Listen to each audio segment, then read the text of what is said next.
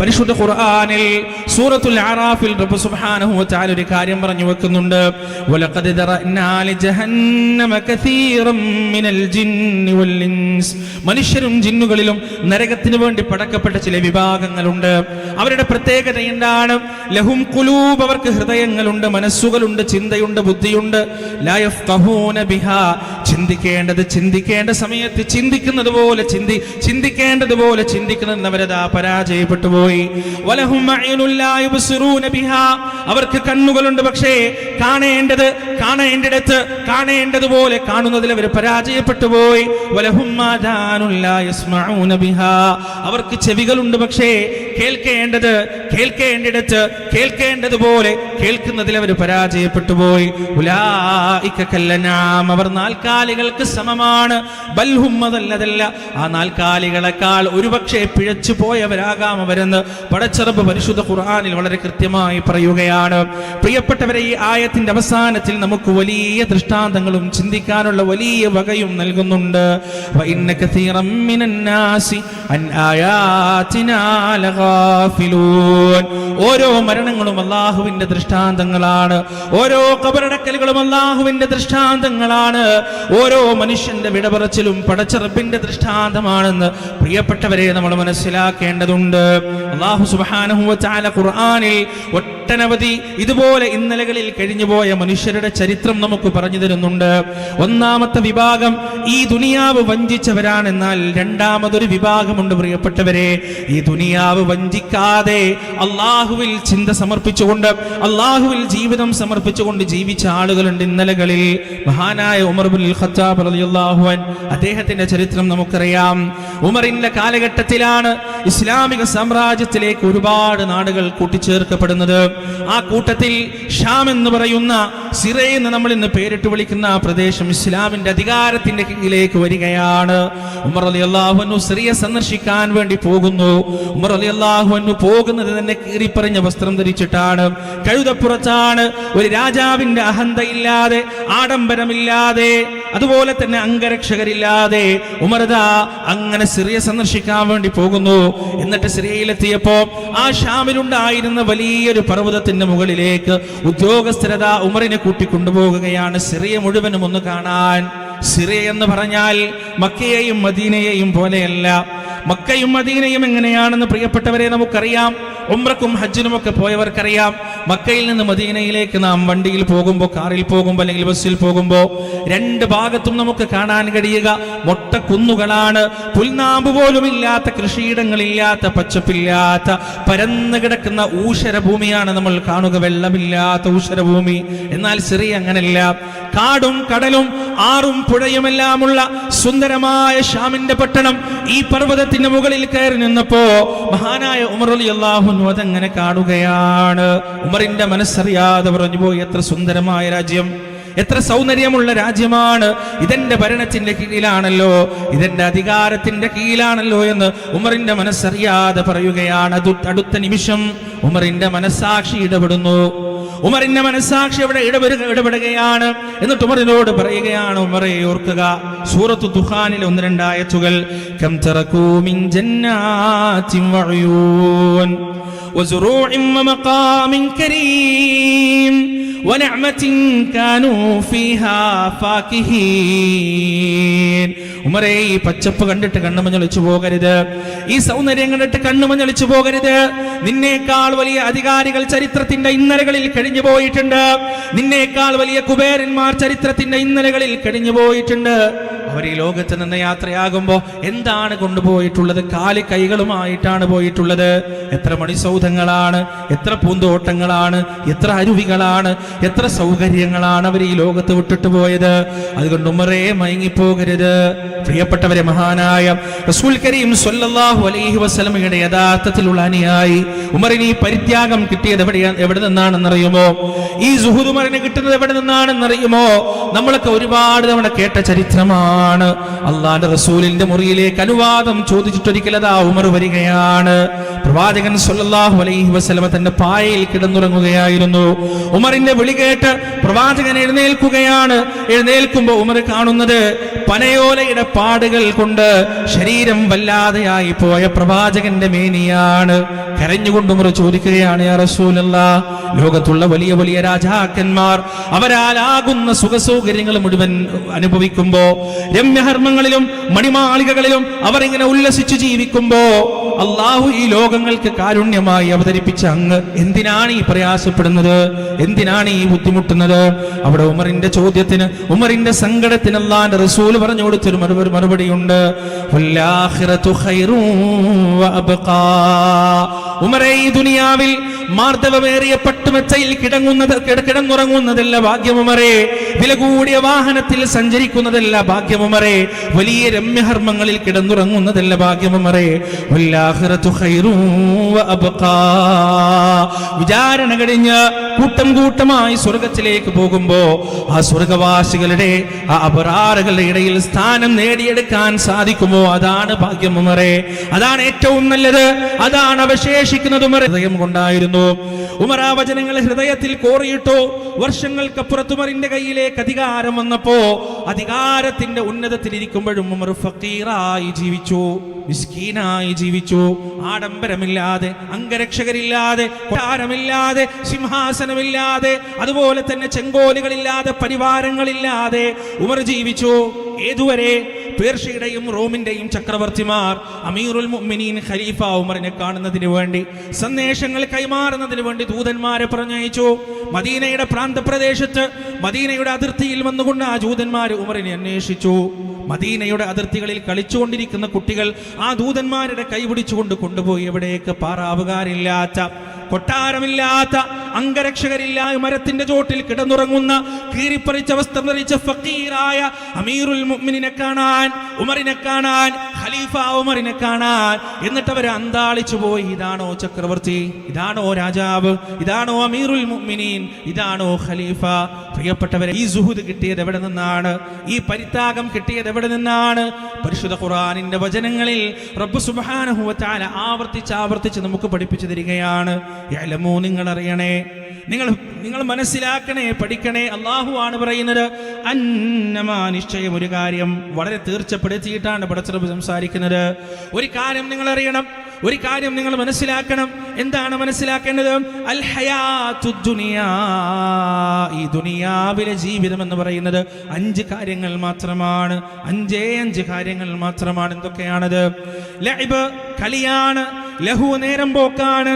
സീനത്ത്, സൗന്ദര്യമാണ്. തഫാഖുറും ബൈനക്കും, ഫഖർ, നടിക്കലാണ്.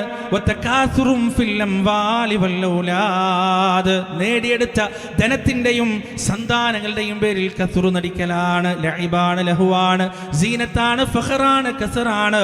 ഈ 5 കാര്യങ്ങൾ മാത്രമാണ് ഈ ദുനിയാവ്. എന്നിട്ട് ഈ 5 കാര്യങ്ങളെയും ഒരു ഉദാഹരണത്തിൽ അല്ലാഹു സുബ്ഹാനഹു വ തആല നമുക്ക് വിശദീകരിച്ചു തരികയാണ്. ഈ 5 കാര്യവും ഏതുപോലെയാണെന്നറിയുമോ? കമസലി ഗൈസ്, ഒരു മഴ പോലെയാണ്. വാനലോകത്ത് നിന്ന് ചൊരിയപ്പെടുന്ന ഒരു മഴ പോലെയാണ്. ആ മഴയുടെ പ്രത്യേകത എന്താണ്? അജബൽ കുഫാറ നബാതുഹു, ആ മഴ ഭൂമിയിലേക്ക് തട്ടിക്കഴിഞ്ഞാൽ അതൊരു പച്ചപ്പുണ്ടാക്കും. അതൊരു തരത്തിലുള്ള വസന്തമുണ്ടാക്കാനുണ്ട്. അജബൽ കുഫാറ നബാതു, കൃഷിയിടത്തിൽ ജോലി ചെയ്ത കൃഷിക്കാർക്ക് ആ പച്ചപ്പ് കാണുമ്പോൾ എന്തൊരാനന്ദമാണ്, എന്തൊരു സന്തോഷമാണ്. എന്നാൽ ആ പച്ചപ്പ് നിലനിൽക്കുമോ? കാലാവസ്ഥ മാറുകയാണ്. ശിശിരവും വസന്തവും ഹേമന്തവും വേനലും ഇങ്ങനെ മാറി വരുമ്പോ ആ പച്ചപ്പ് അങ്ങോട്ട് അപ്രത്യക്ഷമാകുന്നു. അതിന്റെ സൗന്ദര്യം മങ്ങുകയാണ്, അതിന്റെ സൗന്ദര്യം അവസാനിക്കുകയാണ്. അത്തിലേക്ക് അത് മാറാൻ തുടങ്ങുന്നു. എന്നിട്ട് അങ്ങനെ ഒരു പച്ചപ്പ് അവിടെ ഉണ്ടായിരുന്നു എന്ന് പോലും തിരിച്ചറിയാൻ പറ്റാത്ത വിധത്തിൽ അതതാ ഊഷരഭൂമിയായി മാറുകയാണ്. ഒരു പുൽനാമ്പ് പോലും ഇല്ലാത്ത മൊട്ടക്കുന്നുകളായി മാറുകയാണ്. വയനാട്ടിലേക്കൊക്കെ പോയ സമയം മഴക്കാലം മഴക്കാലം കഴിഞ്ഞ ഉടനെ വലിയ പർവ്വതങ്ങൾ പച്ച പുതച്ചു നിൽക്കുന്നതായി കാണാൻ കഴിയും. പ്രിയപ്പെട്ടവരെ, കുറച്ചങ്ങോട്ട് വേനൽക്കാലമായി കഴിഞ്ഞാൽ ആ പച്ചപ്പ് മുഴുവൻ അപ്രത്യക്ഷമാകുകയാണ്. ദുനിയാവിനെ കുറിച്ച് പറഞ്ഞ ഈ 5 വിശേഷങ്ങളുണ്ടല്ലോ, നിങ്ങൾ അനുഭവിക്കുന്ന ആസ്വാദനങ്ങളാകട്ടെ, നിങ്ങളുടെ സൗന്ദര്യമാകട്ടെ, സമ്പത്താകട്ടെ, മക്കളാകട്ടെ, എല്ലാം അസ്തമിച്ചു പോകുന്നതാണ്. ഇന്നെന്റെ മുന്നിലിരിക്കുന്ന യുവാക്കൾ എൻ്റെ മുന്നിലിരിക്കുന്നുണ്ട്. ഏതാനും വർഷം കഴിഞ്ഞാൽ അവർ വൃദ്ധരാണ്. നമ്മുടെ മുന്നിൽ കളിച്ച് ചിരിച്ച് കളിക്കുന്ന കുട്ടികൾ ഏതാനും വർഷം കഴിഞ്ഞാൽ അവർ യുവാക്കളാണ്. ശൈശവത്തിൽ നിന്ന് ബാല്യത്തിലേക്കും, ബാല്യത്തിൽ നിന്ന് കൗമാരത്തിലേക്കും, കൗമാരത്തിൽ നിന്ന് യൗവനത്തിലേക്കും, യൗവനത്തിൽ നിന്ന് വാർദ്ധക്യത്തിലേക്കും, വാർദ്ധക്യത്തിൽ നിന്ന് അറുദലുൽ ഉമർ എന്ന് ഖുർആൻ വിശേഷിപ്പിച്ച പടുവാർദ്ധക്യത്തിലേക്കുമുള്ള ക്ഷിപ്രസഞ്ചാരത്തിന്റെ പേരാണ് പ്രിയപ്പെട്ടവരെ ഈ ജീവിതം എന്ന് പറയുന്നത്. ആ ആയത്ത് അല്ലാഹു സുബ്ഹാനഹു വ തആല അവസാനിപ്പിക്കുന്നത് വമൽ ഹയാത്തുദ് ദുനിയാ ഇല്ലാ മതാഉൽ ഗുറൂർ. ഈ ദുനിയാവിലെ ജീവിതം വഞ്ചനയാണ്. ഈ ദുനിയാവിലെ ജീവിതം ചതിയാണ്. നിങ്ങൾ കാണുന്നത് യാഥാർത്ഥ്യങ്ങളല്ല. നിങ്ങൾ കാണുന്ന ഒരിക്കലും അനശ്വരമല്ല, നശ്വരമാണ്. എന്തൊക്കെ സൗകര്യങ്ങൾ ഇവിടെ കിട്ടിയാലും അതൊന്നും ഒരിക്കലും ശാശ്വതമല്ല. അതുകൊണ്ട് ദുനിയാവിലെ ജീവിതത്തിൽ നിങ്ങൾ മയങ്ങിപ്പോകരുത്. വഗറത്തുഹുൽ ഹയാത്തുദ് ദുനിയാ, ഈ ദുനിയാവിലെ ജീവിതം അവർ വഞ്ചിച്ചു കളഞ്ഞു എന്ന് പടച്ചറബ് പറഞ്ഞു തന്ന ഈ ദുനിയാവിലെ ജീവിതത്തിൽ പ്രിയപ്പെട്ടവരെ, മരണത്തെ മറന്നൊരവസ്ഥയിലേക്ക് നാം എത്തിച്ചേരാൻ പാടില്ല. സൂറത്തുൽ ആല ഇമ്രാനിൽ വളരെ സുന്ദരമായ ഒരു വചനത്തിലൂടെ അല്ലാഹു അത് വിശദീകരിക്കുന്നുണ്ട്. കുല്ലു നഫ്സിൻ ദാഇഖത്തുൽ മൗത്ത്, എല്ലാ ശരീരങ്ങളും മരണം ആസ്വദിക്കുന്നതാണ്, അനുഭവിക്കുന്നതാണ്. ദാഇഖ എന്ന് പറഞ്ഞാൽ രുചിച്ചു എന്നാണ് അതിന്റെ അർത്ഥം. എല്ലാ ശരീരങ്ങളും, ആണാകട്ടെ പെണ്ണാകട്ടെ, പണക്കാരനാകട്ടെ പണിക്കാരനാകട്ടെ, മൃഗമാകട്ടെ മത്സ്യമാകട്ടെ പക്ഷിയാകട്ടെ പ്രാണികളാകട്ടെ, ജനിച്ചിട്ടുണ്ടോ മരണമെന്ന പ്രതിഭാസം ഉറപ്പാണ്. നാളെ ഞാൻ ജീവിക്കുമെന്ന് എനിക്ക് ഉറപ്പ് പറയാൻ കഴിയുകയില്ല, എന്നാൽ ഞാനൊരു ദിനം മരിക്കുമെന്ന് ഉറപ്പ് പറയാൻ സാധിക്കും. വജാഅത് സക്രത്തുൽ മൗതി ബിൽ ഹഖ് ദാലിക മാ കുൻത മിൻഹു തഹീദ്. ഈ പ്രപഞ്ചത്തിന്റെ ഏറ്റവും വലിയ സത്യമായ മരണം അതിന്റെ സക്കറാത്തും കൊണ്ടുവരുമ്പോ എന്ന് പരിശുദ്ധ ഖുർആനിൽ അല്ലാഹു സുബ്ഹാനഹു വ തആല വിവരിച്ചു തരികയാണ്. പ്രിയപ്പെട്ടവരെ, ഖുർആൻ നമുക്കറിയാത്ത അഭൗതിക ലോകത്തുള്ള ഒരുപാട് കാര്യങ്ങൾ പറഞ്ഞു തരാനുള്ള ഗ്രന്ഥമാണ് പരിശുദ്ധ ഖുർആൻ. നമ്മുടെ മരണത്തെക്കുറിച്ച് ഖുർആൻ സംസാരിച്ചിട്ടുണ്ട്. ആ മരണത്തിന്റെ അവസ്ഥയിൽ നമുക്കിന്ന് കാണാൻ പറ്റാത്ത പല കാര്യങ്ങളും കാണാൻ പറ്റുമെന്ന് ഖുർആൻ നമുക്ക് പഠിപ്പിച്ചു തന്നിട്ടുണ്ട്. ലഖദ് കുൻത ഫീ ഗഫ്ലത്തിൻ മിൻ هذا فكشفنا عنك غطاءك فبصرك اليوم حديد. അശ്രദ്ധരായിരുന്നു നമ്മൾ. 2 ഭാഗത്തോളത്തും ഇരുന്നു കൊണ്ട് റഖീബ് അതീദ് സദാ എഴുതിക്കൊണ്ടിരിക്കുന്നുണ്ട്. നമ്മൾ കാണുന്നില്ല. ഹഫദത്തിന്റെ മലക്കുകൾ നമ്മുടെയും നമ്മുടെ മക്കളുടെയും ചുറ്റിലും സദാ സഞ്ചരിക്കുന്നുണ്ട്. നാം അത് കാണുന്നില്ല. എന്നാൽ മരണത്തിന്റെ സമയത്ത് പ്രിയപ്പെട്ടവരെ, നമ്മുടെ കണ്ണിന്റെ മൂടി അങ്ങ് എടുത്തു മാറ്റുന്നതാണ്. 2 അവസ്ഥയാണ് മരണത്തിന് അല്ലാഹു പരിചയപ്പെടുത്തിയിട്ടുള്ളത്. ഒന്നാമത്തെ അവസ്ഥ ഏതാണെന്നറിയുമോ? സൂറത്തുൽ ഫജ്റിന്റെ അവസാന ഭാഗത്ത് റബ്ബ് സുബ്ഹാനഹു വ തആല വിവരിക്കുന്നുണ്ട്. യാ അയ്യതുഹൻ നഫ്സുൽ മുത്മഇന്ന, അല്ലയോ സമാധാനമടഞ്ഞ ആത്മാവേ. മലക്കുകളുടെ അഭിസംബോധനയാണ്. ഇർജിഇ ഇലാ റബ്ബികി റാദിയതൻ മർദിയ. 3 ക്വാളിറ്റികളാണ് ഇവിടെ പറഞ്ഞത്. ഈ 2 ആയത്തുകളിൽ മരിക്കുന്ന മുഅ്മിനിന് 3 ക്വാളിറ്റികൾ ഉണ്ടാകുമെന്നാണ് പറഞ്ഞത്. അതിൽ ഒന്നാമത്തെ ക്വാളിറ്റി എന്താണ്? മുത്മഇന്നാണ്. അവൻ മുത്മഇന്നാണ്, സമാധാനമടഞ്ഞ ആത്മാവാണ്, ശാന്തിയടഞ്ഞ ആത്മാവാണ്. പ്രയാസങ്ങളില്ലാത്ത, ദുരിതങ്ങളില്ലാത്ത, വേദനയില്ലാത്ത, അഹങ്കാരമില്ലാത്ത, സ്പർദ്ധയില്ലാത്ത, അസൂയയില്ലാത്ത, വൈരാഗ്യമില്ലാത്ത, ശുചുവായ, നിന്നേക്കാൾ വലിയവൻ എന്ന തോന്നലുണ്ടാകരുത്, ചിന്തയുണ്ടാകരുത്. എൻ്റെ അഭിപ്രായമാകണം അവനേക്കാൾ കൂടുതൽ പരിഗണിക്കപ്പെടേണ്ടെന്ന ചിന്തയുണ്ടാകരുത്. ആരോടും ദേഷ്യമില്ലാത്ത, മത്സരബുദ്ധിയില്ലാത്ത, സമാധാനമടഞ്ഞ മനസ്സായിരിക്കും അവർക്ക് മരണത്തിന്റെ സമയത്ത്. എൻ്റെ പ്രിയപ്പെട്ടവരെ, സ്വന്തമൊന്ന് ഇഹ്തിസാബ് നടത്തി നോക്കുക, സ്വന്തമൊന്ന് വിചാരണ ചെയ്ത് നോക്കുക. ഈ സമയത്ത് മലക്കുൽ മൗത്ത് വന്നാൽ ആ ഒരവസ്ഥയിൽ തിരിച്ചു പോകാൻ നമുക്ക് സാധിക്കുമോ? ആരോടും ദേഷ്യമില്ലാത്ത, ആരോടും വൈരാഗ്യമില്ലാത്തൊരവസ്ഥയിൽ റബ്ബിലേക്ക് തിരിച്ചു പോകാനുള്ളൊരവസ്ഥയിലാണോ ഞാനും നിങ്ങളും നിൽക്കുന്നതെന്ന് ആലോചിച്ച് നോക്കുക. 2ാമത്തെ ക്വാളിറ്റിയായി അവിടെ പരിഷ്ടമാണ്. അള്ളാഹുവിൽ തൃപ്തി ഉണ്ടാവുക എന്ന് പറഞ്ഞാൽ എന്താണ്? അള്ളാഹുവിന്റെ വിധിയിൽ തൃപ്തി ഉണ്ടാവുക എന്നാണ്. റബ്ബെന്ത് വിധിച്ചാലും അതിൽ തൃപ്തിയാണ്. ഞാൻ ദരിദ്രനാണോ? അൽഹംദുലില്ലാ. ഞാൻ പണക്കാരനാണോ? അൽഹംദുലില്ലാ. ഞാൻ വിരൂപിയാണോ? അൽഹംദുലില്ലാ. ഞാൻ സുന്ദരനാണോ? അൽഹംദുലില്ലാ. എൻ്റെ കച്ചവടത്തിൽ ഉയർച്ചയുണ്ടോ? അൽഹംദുലില്ലാ. എൻ്റെ കച്ചവടം തകർന്നു കിടക്കുകയാണോ? അൽഹംദുലില്ലാ. എൻ്റെ ഉപജീവനം വിശാലമാകുന്നുണ്ടോ? അൽഹംദുലില്ലാ. ഇല്ലാതെയാവുന്നുണ്ടോ? അൽഹംദുലില്ലാ. എനിക്ക് സന്താനങ്ങളുണ്ടോ? അൽഹംദുലില്ലാ. സന്താനങ്ങളില്ലേ? അൽഹംദുലില്ലാ. ഇല്ലായ്മയിലും വല്ലായ്മയിലും ദാരിദ്ര്യത്തിലും പ്രയാസത്തിലും അർറഹ്മാനിർ റഹീം, പരമകാരുണികനും കരുണാനിധിയുമായ റബ്ബ്, മാലിക് യൗമിദ്ദീൻ, പ്രതിഫല ദിവസത്തിന്റെ ഒരേ ഒരു അധിപൻ, ഇയ്യാക നഅ്ബുദു വ ഇയ്യാക നസ്തഈൻ, റബ്ബേ നിന്നെ മാത്രം ഞങ്ങൾ ആരാധിക്കുന്നു, നിന്നോട് മാത്രം ഞങ്ങൾ സഹായം തേടുന്നു. എന്നിട്ട് പിന്നെ നമ്മൾ പറയാനുള്ളത് പറയുകയാണ്, ചോദിക്കാനുള്ളത് ചോദിക്കുന്നു. എന്താണ്? ഇഹ്ദിനസ് സിറാത്തൽ മുസ്തഖീം, നേരായ മാർഗത്തിൽ നീ എന്നെ വഴി നടത്തണേ റബ്ബേ. ഏത് മാർഗത്തിൽ? സിറാത്തുൽ ലദീന അൻഅംത അലൈഹിം, നീ നിഅമത്ത് നൽകിയവരുടെ മാർഗത്തിൽ, നീ അനുഗ്രഹം ചൊരിഞ്ഞവരുടെ മാർഗത്തിൽ നീ എന്നെ വഴി നടത്തണേ റബ്ബേ. ആരാണ് ഈ അനുഗ്രഹം ചെയ്തവർ? പ്രിയപ്പെട്ടവരെ, ആരാണ് ഈ നിഅമത്ത് ചൊരിയപ്പെട്ടവർ? വമൻ യുത്ഇല്ലാഹ വറസൂൽ, ആരാണോ അല്ലാഹുവിനെയും പ്രവാചകനെയും അനുസരിച്ചത്, ഫൗലായിക മഅല്ലദീന അൻഅമല്ലാഹു അലൈഹിം മിനൻ നബിയ്യീന വസ്സിദ്ദീഖീന വശുഹദാഇ വസ്സാലിഹീൻ വഹസുന ഉലൈക റഫീഖാ. അവർ അമ്പിയാക്കളുടെ കൂടെയാണ്, സിദ്ദീഖുകളുടെ കൂടെയാണ്, ശുഹദാക്കളുടെ കൂടെയാണ്, അതുപോലെ തന്നെ രക്തസാക്ഷികളുടെ കൂടെയാണ്. പ്രിയപ്പെട്ടവരെ, ഫദ്ഖുലി ഫീ ഇബാദി എന്ന് റബ്ബ് പറയുമ്പോൾ, മരിക്കുന്ന ഒരു മനുഷ്യനോട് റബ്ബ് അത് പറയുമ്പോൾ അല്ലാഹു ഉദ്ദേശിക്കുന്നത് ഈ പറയുന്ന അടിമകളെയാണ്.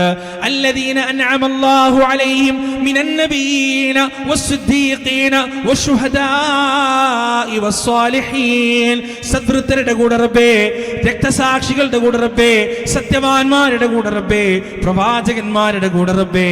അങ്ങനെ ആ കൂട്ടത്തിലാണ് എന്നെ ഉൾപ്പെടുത്തേണ്ടത്. അതുകൊണ്ട് എന്നെ പ്രിയപ്പെട്ടവരെ, ഇന്ന് തൊട്ട് നമസ്കാരത്തിൽ കൈകെട്ടിക്കൊണ്ട് ഫാത്തിഹ സൂറത്ത് ഓതുമ്പോ സിറാത്തുൽ ലദീന അൻഅംത അലൈഹിം എന്ന് നിങ്ങൾ പാരായണം ചെയ്യുമ്പോ, നിങ്ങളുടെ മരണത്തിന്റെ സമയം നിങ്ങളുടെ മനസ്സിലേക്ക് ഓടി വരണം. നിങ്ങളുടെ മരണത്തിന്റെ സമയത്തുള്ള ആ രംഗങ്ങൾ മനസ്സിലേക്ക് ഓടി വരണം. എന്നിട്ട് റബ്ബിനോടുള്ള പ്രാർത്ഥന, റബ്ബേ നീ ഖുർആനിൽ പറഞ്ഞ സ്വാലിഹീങ്ങളുടെ കൂടെ, ശുഹദാക്കളുടെ കൂടെ, അമ്പിയാക്കളുടെ കൂടെ, സത്യവാന്മാരുടെ കൂടെ എന്നെ നീ ഉൾപ്പെടുത്തണേ റബ്ബേ. അവസാനം മരണത്തിലേറി ഞാൻ നിന്നിലേക്ക് തിരിച്ചു വരുമ്പോ, അല്ലാ തിരിച്ചു വരവ് ഈ പറയുന്ന വാക്കുകൾ കേട്ടുകൊണ്ടാകാൻ എന്നെ അനുഗ്രഹിക്കണേ റബ്ബേ. ഫദ്ഖുലി ഫീ ഇബാദി. അവസാനമായി അല്ലാഹ്ക്ക് പറയാനുള്ളത് എന്താണ്? ഫദ്ഖുലി ജന്നതി, എന്റെ സ്വർഗത്തിലേക്ക് പ്രവേശിച്ചു കൊള്ളുക. പ്രിയപ്പെട്ടവരെ, മരണത്തോടുകൂടി ജീവിതം അവസാനിക്കുന്നില്ല. ഈ ദുനിയാവിലെ ജീവിതಕ್ಕೆ തിരശ്ശീല വീഴുന്നതോടൊപ്പം പിറകിലുള്ള ബർസഖിന്റെ ജീവിതത്തിലേക്കുള്ള തിരശ്ശീല പൊങ്ങുകയാണ്. വിശാലമായ ജീവിതമാണ് നമുക്ക് പോകാനുള്ളത്, ബർസഖിലേക്കാണ്. മനുഷ്യ ജീവിതത്തിന്റെ ഘട്ടങ്ങളെ കുറിച്ച് പരിശുദ്ധ ഖുർആനും തിരുഹദീസും നമുക്ക് പരിചയപ്പെടുത്തി തന്നിട്ടുണ്ട്. ഒന്നാമത്തെ ലോകം എന്ന് പറയുന്നത് ആത്മാക്കളുടെ ലോകമാണ്, ആലമുൽ അർവാഹാണ്. രണ്ടാമത്തെ ലോകം എന്ന് പറയുന്നത് അജ്ഞാതമായ കാലഘട്ടമാണ്. ഹൽ അതാ അലൽ ഇൻസാനി ഹീനും മിനദ് ദഹ്രി ലം യകുൻ ഷൈഅൻ മദ്കൂറാ, ഓർക്കപ്പെടാൻ പറ്റാത്തൊരു അവസ്ഥയിൽ മനുഷ്യ ജീവിതങ്ങൾ കഴിഞ്ഞു പോയിട്ടുണ്ട്. മൂന്നാമത്തെ ഘട്ടം എന്ന് പറയുന്നത് അള്ളാഹുവിന്റെ ഇടപെടൽ കൊണ്ട് ഉമ്മയുടെയും വാപ്പയുടെയും ശരീരത്തിൽ പപ്പാതിയായും പിന്നീട് ഉമ്മയുടെ ഗർഭപാത്രത്തിനകത്ത് പൂർണ്ണമായും റബ്ബ് നമ്മെ സ്വാംശീകരിക്കുന്ന മൂന്നാമത്തെ ഘട്ടമാണ്.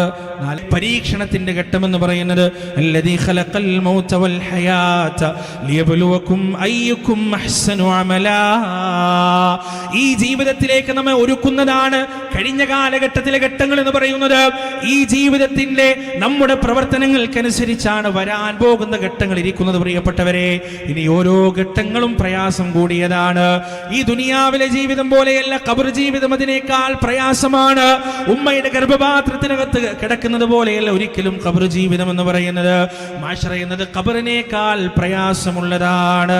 വമിൻ വറാഇഹിം ബർസഖുൻ ഇലാ യൗമി യുബഅസൂൻ, ഇസ്രാഫീൽ രണ്ടാമത്തെ തവണ കാഹളത്തിൽ ഊതുന്നവരെ ഖബറിൽ ജീവിതമുണ്ട് പ്രിയപ്പെട്ടവരെ, രക്ഷയുണ്ട്, ശിക്ഷയുണ്ട്, സമാധാനമുണ്ട്, അസമാധാനമുണ്ടെല്ലാം ആ ഖബറിൽ വെച്ച് അനുഭവിക്കേണ്ടി വരുമെന്ന് പരിശുദ്ധ ഖുർആനിൽ തന്നെ റബ്ബ് സുബ്ഹാനഹു വ തആല നമുക്ക് ഉണർത്തി തന്നിട്ടുണ്ട്. ആ ഖബറിന് വേണ്ടി നാം എന്താണ് ഒരുങ്ങിയിട്ടുള്ളത്? നമ്മുടെ ഖബർ ജീവിതത്തിന് വേണ്ടി പ്രിയപ്പെട്ടവരെ, നമ്മളൊരു വീടുണ്ടാക്കുമ്പോൾ ആ വീടിന് വേണ്ടി എത്ര വർഷങ്ങളാണ് നാം പദ്ധതിയിട്ടിട്ടുണ്ടാവുക? ആ വീടിന്റെ സ്ഥലം നോക്കുമ്പോൾ ആ സ്ഥലത്ത് വെള്ളം കയറുമോ, അല്ലെങ്കിൽ നല്ല മണ്ണാണോ, അടുത്ത് പള്ളിയുണ്ടോ, സ്കൂളുണ്ടോ, ആശുപത്രിയുണ്ടോ, എന്തൊക്കെ അന്വേഷണങ്ങളാണ് നാം നടത്തുക. അങ്ങനെ ആ സ്ഥലം വാങ്ങിച്ചു കഴിഞ്ഞാൽ വീടിന്റെ പ്ലാൻ വരയ്ക്കുന്നതിന് വേണ്ടി, വീടുണ്ടാക്കുന്നതിന്റെ പദ്ധതി ഉണ്ടാക്കുന്നതിന് വേണ്ടി എത്ര എഞ്ചിനീയർമാരെയാണ് നമ്മൾ കാണുക, എത്ര കമ്പനിയിലാണ് നാം അപേക്ഷ കൊടുക്കുക. അങ്ങനെ അവസാനം വീടിന്റെ പ്ലാൻ തയ്യാറായി കഴിഞ്ഞാൽ പിന്നീട് ആ വീടിന്റെ നിർമ്മാണം തുടങ്ങുമ്പോ, തറയിടുമ്പോ, അതിന്റെ മുകളിലേക്ക് മതിൽ കെട്ടുമ്പോ, അതുപോലെ തന്നെ വാർക്കുമ്പോ, അതിന്റെ ഓരോ ജനൽപ്പാളികളും വാതിലുകളും വെക്കുമ്പോ എത്ര തവണ നാം ആലോചിച്ചിട്ടുണ്ട്, എത്ര ആളുകളോട് നാം ചർച്ച ചെയ്തിട്ടുണ്ട്, എത്ര നാം അതിനെ കുറിച്ച് പഠിച്ചിട്ടുണ്ട്. ആ വീടിന്റെ ഉള്ളിലുള്ള ഓരോ ഫർണിച്ചറുകളും നാം വെറുതെ അങ്ങ് വാങ്ങിച്ചതല്ല, കൃത്യമായി അന്വേഷിച്ച് കൃത്യമായി പഠിച്ചതിന് ശേഷം മാത്രം നാം വാങ്ങിച്ചതാണ്. ഇനി ആ വീട് ഉണ്ടാക്കി കഴിഞ്ഞാൽ എത്ര കൊല്ലമാണ് പ്രിയപ്പെട്ടവർ അവിടെ നമുക്ക് ജീവിക്കാൻ കഴിയുക? എത്ര കൊല്ലമാണ്? 40, 50, 60, ഇനി കൂടിപ്പോയാൽ 70, 80 കൊല്ലം. ഒരാൾ 30-ാമത്തെയോ 40-ാമത്തെയോ വയസ്സിൽ വീടുണ്ടാക്കി കഴിഞ്ഞാൽ ഒരു 60, 50, 70 കൊല്ലം കൂടിപ്പോയാൽ അയാൾക്ക് ജീവിക്കാൻ കഴിയും, ഏറ്റവും കൂടുതൽ ആയുസ് പടച്ചോൻ കൊടുത്താൽ. എന്നിട്ട് തിരിച്ചു പോകേണ്ടത് എവിടേക്കാണ്? ഖബറിലേക്കാണ്. ഖബറിൽ എത്ര കൊല്ലമാണ് നാം കിടക്കേണ്ടത്? 60 കൊല്ലമാണോ, 70 കൊല്ലമാണോ, 100 കൊല്ലമാണോ? സഹസ്രാബ്ദങ്ങൾ ആ ഖബറിൽ നാം കിടക്കേണ്ടി വരും. ഒരുപക്ഷെ ആയിരക്കണക്കിന് കൊല്ലങ്ങൾ ആ ഖബറിൽ നാം ഒരുപക്ഷെ കിടക്കേണ്ടി വരും. ആ ഖബറിന്റെ അകത്തളങ്ങളിൽ നാം എന്താണ് ഒരുക്കി വെച്ചിട്ടുള്ളത്? ആ കിടക്കാനുള്ള 60, 70 കൊല്ലം കിടക്കാനുള്ള വീടിന് വേണ്ടി, താമസിക്കാനുള്ള വീടിന് വേണ്ടി മണിക്കൂറുകളും ദിവസങ്ങളും ആഴ്ചകളും മാസങ്ങളും നാം ചെലവഴിക്കുമ്പോൾ സമ്പാദിച്ച സമ്പാദ്യത്തിന്റെ എല്ലാ ഭൂരിഭാഗവും ആ വീടിന് വേണ്ടി ചെലവഴിക്കുമ്പോ പ്രിയപ്പെട്ടവരെ, നൂറ്റാണ്ടുകളും സഹസ്രാബ്ദങ്ങളും കിടക്കാനുള്ള ഏകാന്തതയുടെ വീടിന് വേണ്ടി നാം എന്താണ് മാറ്റിവെച്ചത്? എത്ര സമയമാണ് നാം മാറ്റിവെച്ചത്? എത്ര പണമാണ് നാം മാറ്റിവെച്ചത്? എത്ര അധ്വാനമാണ് നാം മാറ്റിവെച്ചത്? പണ്ടുള്ള ആളുകൾ പറയുമല്ലോ, ഖബറെന്ന് കേട്ടാൽ തൽക്ഷണം ഞെട്ടേണ്ടതാ, കണ്ടാലുടൻ വാവിട്ടു നീ കരയേണ്ടതാ, മേടക്ക് പകരം മാളമാ സുബ്ഹാന റബ്ബിയതിൽ കിടക്കേണ്ടതാണ് സമാന. ഖബർ കാണുമ്പോഴല്ല പ്രിയപ്പെട്ടവരെ, ഖബർ എന്ന വാക്ക് കേൾക്കുമ്പോൾ തന്നെ കണ്ണ് നിറയേണ്ടതുണ്ട്, നമ്മുടെ ഉള്ളം അടക്കേണ്ടതുണ്ട്. മഹാനായ ഉസ്മാൻ ഇബ്നു അഫ്ഫാൻ റളിയല്ലാഹു അൻഹു സ്വർഗ്ഗം കൊണ്ട് സന്തോഷ വാർത്ത അറിയിക്കപ്പെട്ട അശ്റത്തുൽ മുബശ്ശിരീനുള്ളയാളാണെങ്കിലും ഖബറിന്റെ അടുത്തുകൂടെ നടന്നു പോകുമ്പോൾ, ഖബറിനെ കുറിച്ച് കേൾക്കുമ്പോൾ ഉസ്മാൻ റളിയല്ലാഹു അൻഹുവിന്റെ കണ്ണുകൾ നിറയുമായിരുന്നു. തിങ്ങി നിറഞ്ഞ് നീണ്ടു കിടക്കുന്ന താടിരോമങ്ങൾ നനഞ്ഞു കുതിരുമാർ ഉസ്മാൻ ഇബ്നു അഫ്ഫാൻ റളിയല്ലാഹു അൻഹു കരയുമായിരുന്നു. ചോദിക്കപ്പെട്ടാൽ അദ്ദേഹം പറയുമായിരുന്നു, ഇതാണ് ആദ്യത്തെ വീട്. രക്ഷയാണെങ്കിൽ രക്ഷ, ശിക്ഷയാണെങ്കിൽ ശിക്ഷ, രണ്ടും തീരുമാനിക്കപ്പെടുന്നത് ഈ വീട്ടിൽ വെച്ച് തന്നെയാണെന്ന് ഉസ്മാൻ ഇബ്നു അഫ്ഫാൻ റളിയല്ലാഹു അൻഹു മറുപടി പറയുമായിരുന്നു. പ്രിയപ്പെട്ടവരെ, ആ ഖബറിലെ അവസ്ഥകൾ, തലയിണയില്ലാത്ത, മാർദ്ദവമേറിയ മെത്തയില്ലാത്ത, AC ഇല്ലാത്ത, വിളക്കുകളില്ലാത്ത, സുഖസൗകര്യങ്ങളില്ലാത്ത ആ ഖബറിന്റെ അകത്ത് എത്ര കാലം നാം കിടക്കേണ്ടതുണ്ട് പ്രിയപ്പെട്ടവരെ? അവിടെ നമുക്ക് ബാക്കിയാവുക 3 കാര്യങ്ങൾ മാത്രമാണ്. 3 കാര്യങ്ങൾ മാത്രമാണ്. അതിലൊന്നാമത്തത് നമ്മുടെ അമലുകളാണ്, നമ്മുടെ കർമ്മങ്ങളാണ്. നിസ്കരിക്കാൻ നമുക്ക് ഇഷ്ടമല്ല, എന്നാൽ ആ നമസ്കാരമാണ് ഖബറിൽ നമുക്ക് ഉപകാരപ്പെടുക. കച്ചവടത്തേക്കാൾ ഇഷ്ടം, നിസ്കാരത്തേക്കാൾ നമുക്കിഷ്ടം കച്ചവടമാണ്. കച്ചവടം ഖബറിലെത്തുകയില്ല, നിസ്കാരം ഖബറിലെത്തും. ഭക്ഷണത്തേക്കാൾ, നോമ്പിനേക്കാൾ നമുക്കിഷ്ടം ഭക്ഷണമാണെന്നാൽ ആ ഭക്ഷണം ഖബറിലേക്ക് എത്തുകയില്ല പ്രിയപ്പെട്ടവരെ, നോമ്പ് ഖബറിലേക്ക് എത്തും.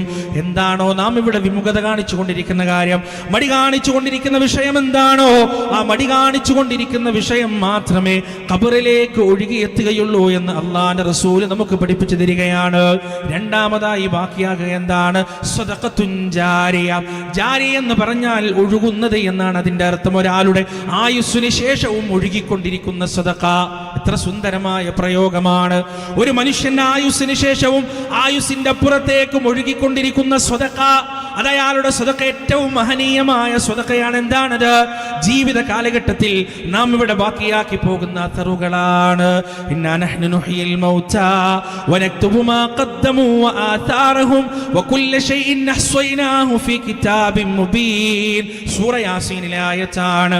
മഹാനായ ഡോക്ടർ ഉസ്മാൻ സാഹിബ് മരിക്കാൻ കിടക്കുമ്പോ അദ്ദേഹം അങ്ങനെ കരയുകയാണ്. അദ്ദേഹത്തിന്റെ കണ്ണങ്ങനെ നിറഞ്ഞൊഴുകുകയാണ്. ആളുകൾ ചോദിക്കുന്നു, എന്താണ് ഡോക്ടർ നിങ്ങൾ ഇങ്ങനെ കരയുന്നത്, നിങ്ങളെ സങ്കടപ്പെടുത്തുന്നത് എന്താണെന്ന് ചോദിച്ചപ്പോ അദ്ദേഹം മറുപടി പറയുകയാണ്, ഈ ആയത്താണ് ഓതുന്നത്. ഇന്നാ നഹ്നു നുഹ്യിൽ മൗതാ വനക്തുബു മാ ഖദ്ദമു വആതാറഹും. നാമാണ് ജീവിപ്പിക്കുകയും മരിപ്പിക്കുകയും ചെയ്യുന്നത്. മരണത്തിനുമപ്പുറം നിങ്ങളുടെ അസറുകളെ നാം എഴുതി വെക്കുന്നതാണ്, ആതാറുകളെ നാം എഴുതി വെക്കുന്നതാണ്. അദ്ദേഹം പറയുകയാണ്, എൻ്റെ ജീവിതത്തിന്റെ ഭൂതകാലഘട്ടത്തിൽ യുക്തിവാദിയായ ഒരു കാലഘട്ടം എനിക്കുണ്ടായിരുന്നു. ചന്തക്കുന്ന അങ്ങാടിയിൽ യുക്തിവാദത്തിന് വേണ്ടി പരസ്യമായി വാദിച്ചൊരു കാലഘട്ടം എനിക്കുണ്ടായിരുന്നു. ആ യുക്തിവാദത്തിന്റെ മാറാപ്പ് വേറിക്കൊണ്ട് ഒരുപാട് മനുഷ്യരുടെ ജീവിതത്തിലേക്ക് ഇടപെടുന്ന ഒരു കാലഘട്ടം എനിക്കുണ്ടായിരുന്നു. പക്ഷേ പിന്നീടാണ് എനിക്ക് ഈ വിശ്വാസത്തിന്റെ മാധുര്യം നുണയാൻ കഴിഞ്ഞത്. ഈ യുക്തിവാദം എന്ന് പറയുന്നത്, ഈ നിരീശ്വരവാദം എന്ന് പറയുന്നത് ഒരടിസ്ഥാനവുമില്ലാത്ത പമ്പര വിഡ്ഢിത്തമാണെന്ന വസ്തുത ഞാൻ മനസ്സിലാക്കി തിരിച്ചു വരുന്നത് പിന്നീടാണ്. പക്ഷേ ആ കാലഘട്ടത്തിൽ എന്റെ പ്രവർത്തനത്തിന്റെ അത്തറിന്നും നിലനിൽക്കുന്നുണ്ടാവും. അന്നത്തെ എന്റെ സംസാരം കേട്ട്, അന്നത്തെ എന്റെ അവതരണം കേട്ട് ഏതെങ്കിലും ഒരു മനുഷ്യന്റെ വിശ്വാസത്തിന് കുത്തു വന്നിട്ടുണ്ടെങ്കിൽ അത് ഞാൻ ഈ ലോകത്ത് ബാക്കിയാക്കി പോകുന്ന അത്തറാണ്. ആ അത്തറിനെ ഞാൻ ഭയപ്പെടുന്നു, ആ അടയാളത്തെ ഞാൻ ഭയപ്പെടുന്നു. എന്റെ പ്രിയപ്പെട്ടവരെ, നാം ഉണ്ടാക്കി വെച്ച അടയാളം എന്താണ്? നമ്മുടെ മരണത്തിന് ശേഷം ആളുകൾ നമ്മെ എങ്ങനെയാണ് ഓർക്കുക?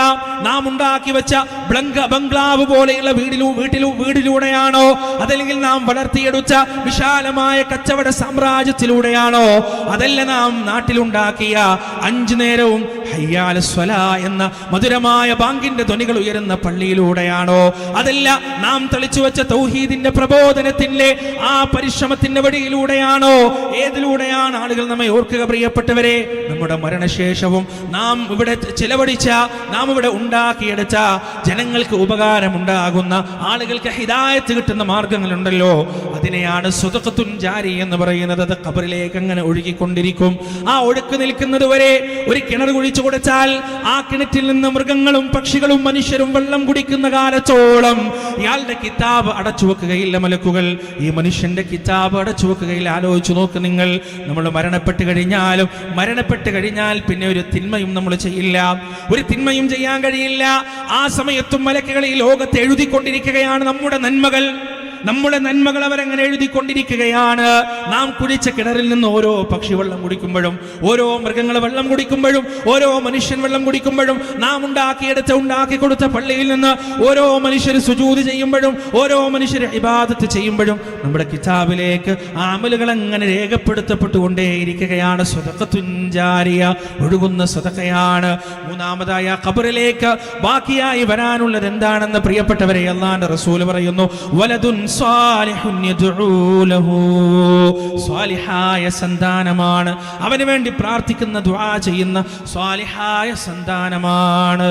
അതുകൊണ്ട് എൻ്റെ പ്രിയപ്പെട്ടവരെ, എൻ്റെ മക്കൾ ഇന്നത് പഠിച്ചിട്ടുണ്ട്, ഇന്ന വീട്ടിലാണ് കല്യാണം കഴിച്ചത്, ഇന്ന ജോലിയാണ് അവൻ ചെയ്യുന്നത്, ഇത്ര അക്കശമ്പളമാണ് അവൻ വാങ്ങിക്കൊണ്ടിരിക്കുന്നത് എന്ന് പറയുന്നതിനേക്കാൾ അപ്പുറത്ത് എൻ്റെ കുട്ടി സ്വാലിഹാണ്, ദരിദ്രനാണെങ്കിലും കൂലിപ്പണി എടുക്കുന്നവനാണെങ്കിലും സ്കൂളിലോ അതല്ലെങ്കിൽ കോളേജുകളിലോ വലിയ പെർഫോമൻസ് ഒന്നും കാഴ്ചവെക്കാൻ അവന് സാധിച്ചിട്ടില്ലെങ്കിലും അവൻ സ്വാലിഹാണ്, തഹജ്ജുദ് നിസ്കരിക്കുന്നവനാണ്, അള്ളാന്റെ മുന്നിൽ കൈനീട്ടുന്നവനാണ്, കരയുന്നവനാണ്, ദഅവത്തിന്റെ വീതിയിൽ സജീവമായുള്ളവനാണെന്ന് പറയാൻ ഒരാൾക്ക് സാധിച്ചാൽ ആ മകന്റെ ഇസ്തിഗ്ഫാറാണ്, ആ മകന്റെ ദുആയാണ് ഖബറിലേക്ക് അങ്ങോട്ട് ഒഴുകി വരിക.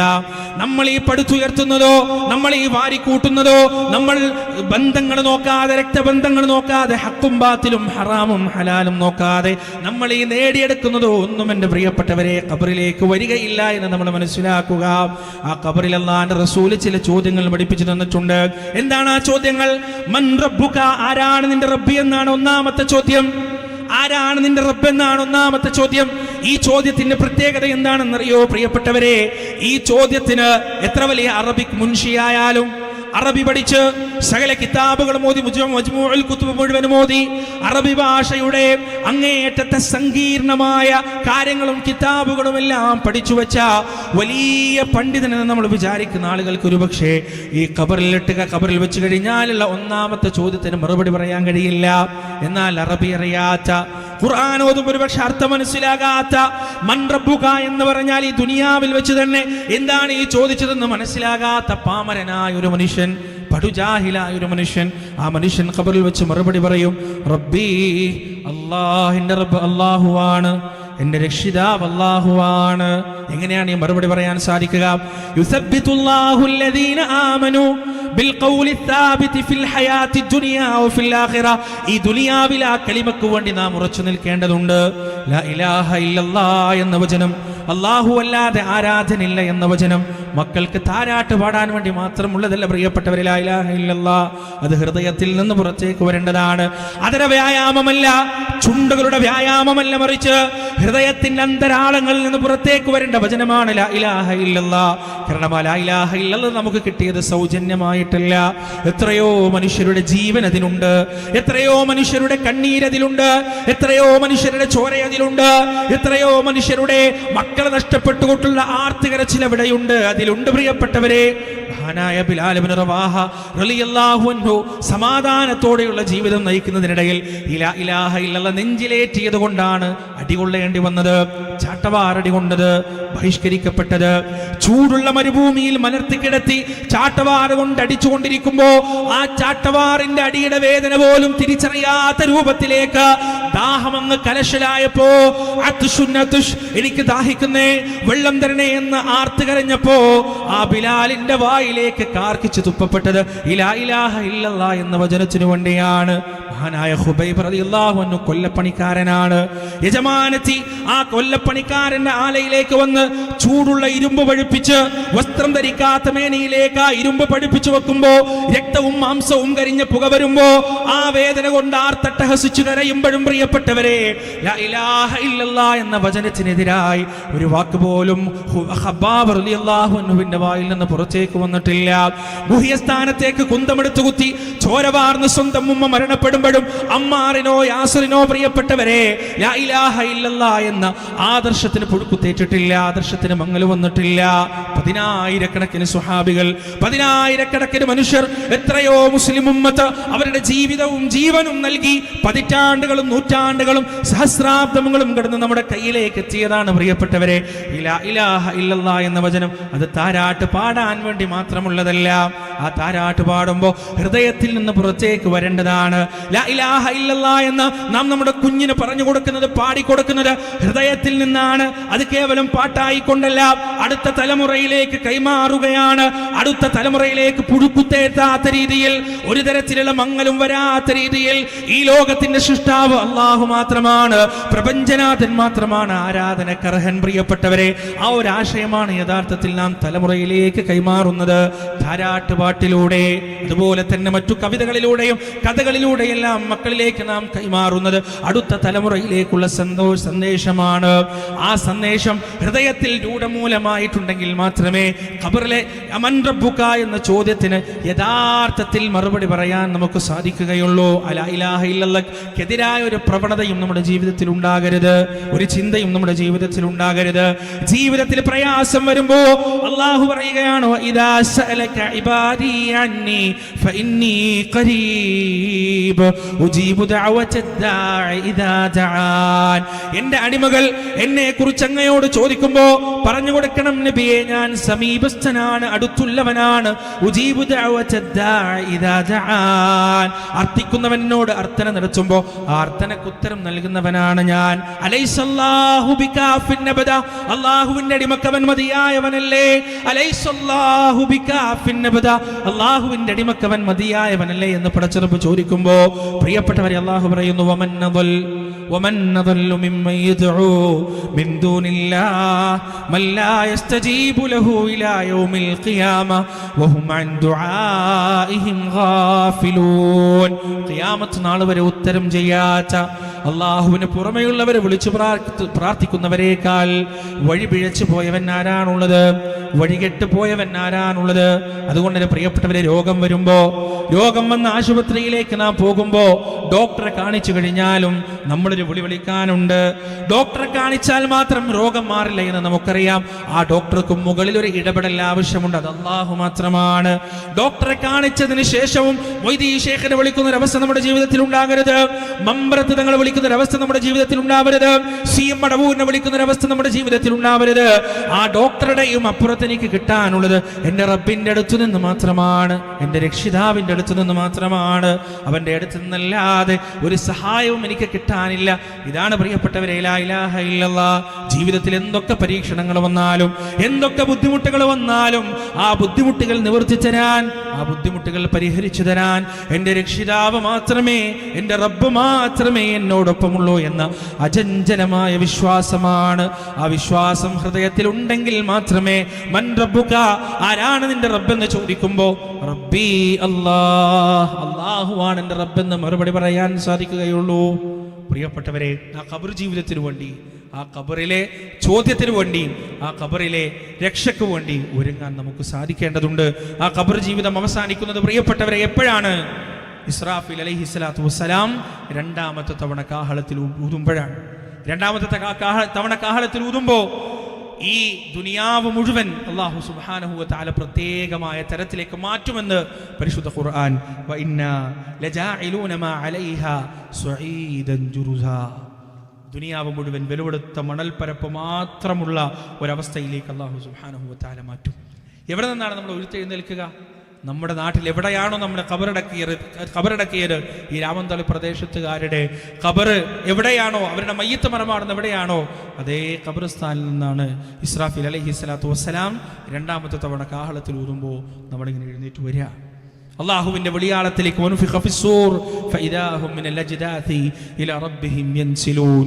സൂറിലൂതപ്പെട്ട് കഴിഞ്ഞാൽ അല്ലാഹുവിന്റെ വിളിക്കുത്തരം നൽകിക്കൊണ്ട് കൂട്ടം കൂട്ടമായി അവർ ആ വിചാരണ വേദിയിലേക്ക് അങ്ങനെ പോകുകയാണ്. അല്ലാഹുവിലേക്ക് മടക്കപ്പെടുന്ന ആ ഭീകരമായ ദിവസത്തെ നിങ്ങൾ സൂക്ഷിക്കണേ. വൈയക്തിക ജീവിതങ്ങളിലും കുടുംബ ജീവിതങ്ങളിലും സാമ്പത്തിക സാമൂഹിക കുടുംബ ജീവിതങ്ങളിലുമെല്ലാം പരിശുദ്ധി കാത്ത് സൂക്ഷിക്കണം. കാരണം അന്നേ ദിവസത്തെ വിചാരണയിൽ നാവിനോ വായക്കോ ഒരു സ്ഥാനമില്ല.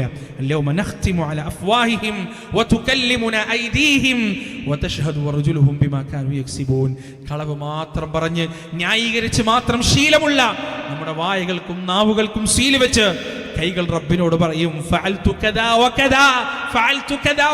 റബ്ബേ ഞാൻ ഇന്നത് ചെയ്തു.